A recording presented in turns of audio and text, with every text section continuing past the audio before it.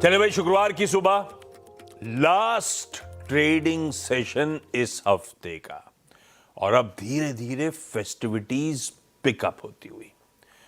भाई आप सबको हमारी पूरी टीम की तरफ से रक्षाबंधन की खूब खूब बधाई।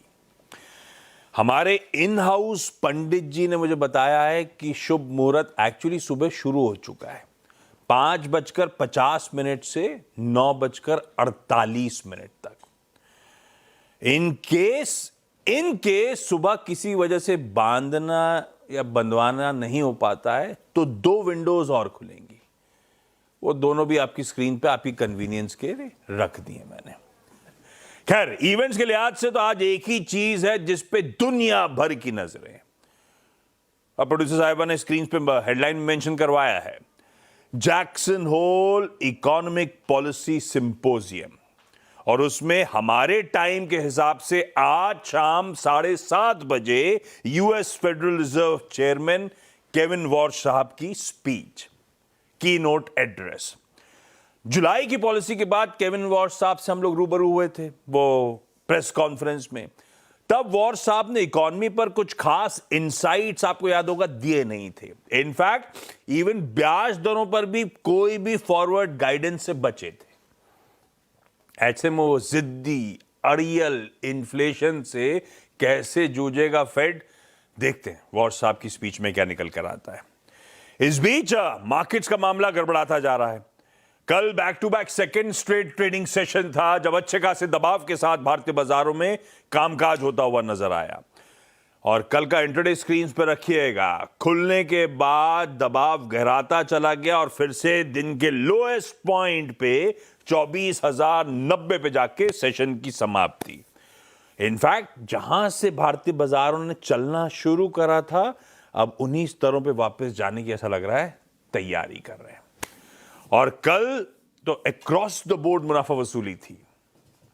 वो मिड कैप्स और स्मॉल कैप इंडेक्स उस तरह का पेन नहीं दिखाएंगे। दरअसल मार्केट्स का असली बैरोमीटर एडवांस डिक्लाइन है, वो स्क्रीन पर आए तो ज्यादा बेहतर तस्वीर प्रेजेंट होगी। कल 1:2 वो बैरोमीटर दिखा रहा था अक्रॉस द बोर्ड किस तरह से प्रॉफिट टेकिंग बढ़ रही थी। तो कल खैर स्क्रीन तो खराब थी। गिफ्ट निफ्टी के लेकिन चलिए आज के संकेत। फ्राइडे के दिन जो शुरुआत होगी, एक पस्त ओपनिंग की तैयारी, तकरीबन 20 पॉइंट के आसपास का दबाव गांधीनगर से गिफ्ट निफ्टी हाईलाइट करता हुआ। लाइए क्विकली एशियन पियर्स, उसके बाद समझेंगे ग्लोब के संकेत दरअसल हैं कैसे। हेडलाइन में मेंशन था मिले जुले क्यूज हैं। ये लीजिए, साउथ कोरिया का मार्केट कॉस्पी दबाव में, निक्केई थोड़ा बहुत बेहतर फेयर करता हुआ, बहुत ही मिला जुला। ये तीनों भी इन टैंडम मूव नहीं कर रहे हैं। बाकी के मार्केट्स आपकी स्क्रीन पर। जहां तक यूएस की बात है, हम कल डाइजेस्ट करके कहते हैं फ्लैट से 1.25%, तकरीबन 1.25% का नैस्डैक का उछाल, क्योंकि वो आफ्टर आवर्स वाले वो एनवीडिया और बाकी स्टॉक्स अच्छे मजबूती के साथ ट्रेड कर रहे थे, तो सेल्स फोर्स वगैरह। एक्चुअल सेशन में तो उससे कहीं ज्यादा जो आफ्टर मार्केट्स में तेजी थी, दोनों स्टॉक्स में उससे कहीं ज्यादा तेजी बनी।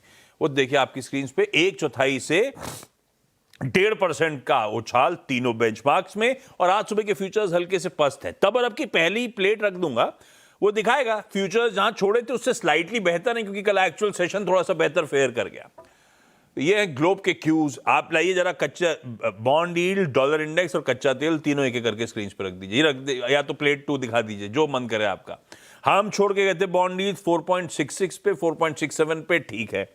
डॉलर इंडेक्स 99.2 पे छोड़ के गए थे, 99.1 पे है, मोटा मोटी वही है। और कच्चा तेल, तीसरा इंपॉर्टेंट वेरिएबल, 88 की दहलीज पे छोड़ के गए थे, 87.9 समथिंग, वो इंच अप करके तकरीबन 90 की तरफ बढ़ता हुआ।